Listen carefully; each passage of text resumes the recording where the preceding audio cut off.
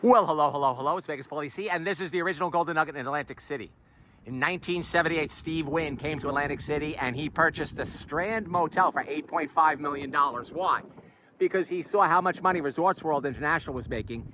He had a friend in Atlantic City who told him that they could not count the money fast enough. So Steve ran down here for $8.5 million. He bought the Strand Motel. The problem is that his little casino in Las Vegas, the Golden Nugget, was only a $5 million company at the time. I saw him say that in an interview.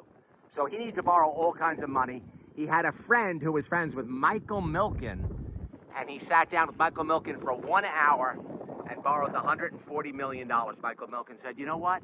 I think it's time maybe that we get into the gaming business. He was working at Drexel Burnham Lambert. This property opened in 1980, and even though it only had 504 rooms and was one of the smallest hotel casinos in Atlantic City, it was the city's top earner by 1983, largely due to Steve's incredible personality. I don't know if any of you remember Sinatra here and the commercial with Steve and Sinatra. And Sinatra one night actually forced the dealer to hand deal him cards instead of from a deck. And the Golden Nugget got fined for that. Steve ran this until 1987 when he got sick of the politics in New Jersey. He had a bunch of high-level squabbles with the politicians here. I saw another interview where he talked about, hey, there's just too much regulation. I cannot stand the place no more. And he went back to Las Vegas. A lot of you know that he took the $400 million. Whatever he netted from that, he took that, and he started modern-day Las Vegas by rolling that money into the Mirage, which opened in November of 1989, was recently closed.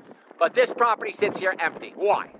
It sits here empty because in 2014, Caesars, who seems to have its hands in everything evil everywhere around the United States concerning gaming, everything selfish, everything non-productive, everything non-creative, Caesars bought this place along with the Tropicana, and they shut it down to protect their other assets in Atlantic City. And you see why you do not want hotel casinos having too many properties in any area?